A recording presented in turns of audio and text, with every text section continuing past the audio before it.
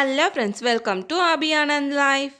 இன்றைக்கி நம்ம தக்காளி ஊறுகாய் எப்படி செய்யறதுன்னு பார்க்கலாம். நான் இன்றைக்கி 1.5 கிலோ தக்காளியை நல்லா பழுத்த பழமாக பார்த்து எடுத்து வச்சுருக்கேன். ஊறுகாய்க்கு நல்லா பழுத்த பழமாக இருந்தால் தான் நல்லாயிருக்கும். எல்லா பழத்தையும் நல்லா கழுவிட்டு இந்த மாதிரி நடுவில் இருக்கிறத மட்டும் எடுத்துட்டு ரஃப்பாக கட் பண்ணி எடுத்துக்கலாம். இதே மாதிரி எல்லா பழத்தையும் கட் பண்ணி எடுத்துக்கலாம். அவ்வளோதான், எல்லா பழத்தையும் கட் பண்ணியாச்சு. இப்போ இதை வேக வச்சு எடுத்துக்கலாம். ஒரு வாண்டலில் எல்லா தக்காளி பழமும் சேர்த்திக்கலாம். கூடவே ஒரு 5 டேபிள் ஸ்பூன் எண்ணெய் சேர்த்திக்கலாம். நெக்ஸ்ட்டு இஞ்சி ஒரு துண்டு, வரமிளகாய் ஒரு 10 சேர்த்திக்கலாம். உங்களுக்கு காரத்துக்கு ஏற்ற மாதிரி மிளகாய் சேர்த்திக்கோங்க. புளி ஒரு சின்ன துண்டு சேர்த்திக்கலாம்.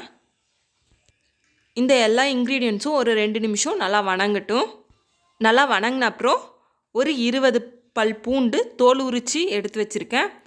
அதில் பாதியை இப்போ சேர்த்திக்கலாம், மீதி பாதியை தாளிக்கும் போது சேர்த்திக்கலாம். தேவையான அளவு உப்பு சேர்த்திக்குவோம். இது எல்லாமே ஒரு 20 நிமிஷம் நல்லா கொதிக்கட்டும். அப்போ தான் தக்காளி ஊறுகாய்க்கு ஏற்ற பதம் வரும். 20 நிமிஷத்துக்கு அப்புறம் பார்த்திங்கன்னா இந்த தக்காளியோட தண்ணி எல்லாம் நல்லா சுண்டி வந்திருக்கு.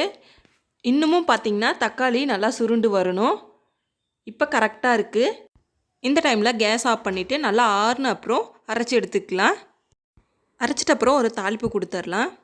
நல்லெண்ணெய் ஒரு 100 ml எடுத்துக்கலாம்.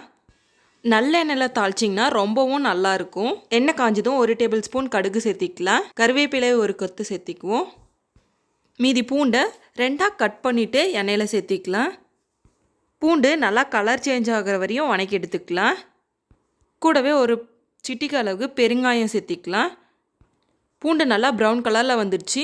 இந்த டைமில் நம்ம அரைச்சி வச்சுருக்க தக்காளியே சேர்த்திக்கலாம். இப்போ எண்ணெயோட நல்லா மிக்ஸ் பண்ணி விட்டுக்கலாம். இன்னமும் ஒரு 10 நிமிஷம் நம்ம தக்காளியை கொதிக்க வச்சு எடுத்துக்கலாம். தட்டு போட்டு மூடி ஒரு 10 நிமிஷம் கொதிக்க வச்சு எடுத்துக்கலாம். ஒரு 10 நிமிஷத்துக்கு அப்புறம் பார்த்திங்கன்னா நம்மளுடைய தக்காளி ஊறுகாய் ரொம்பவும் சுவையாக ரெடி ஆகிடுச்சு. கண்டிப்பாக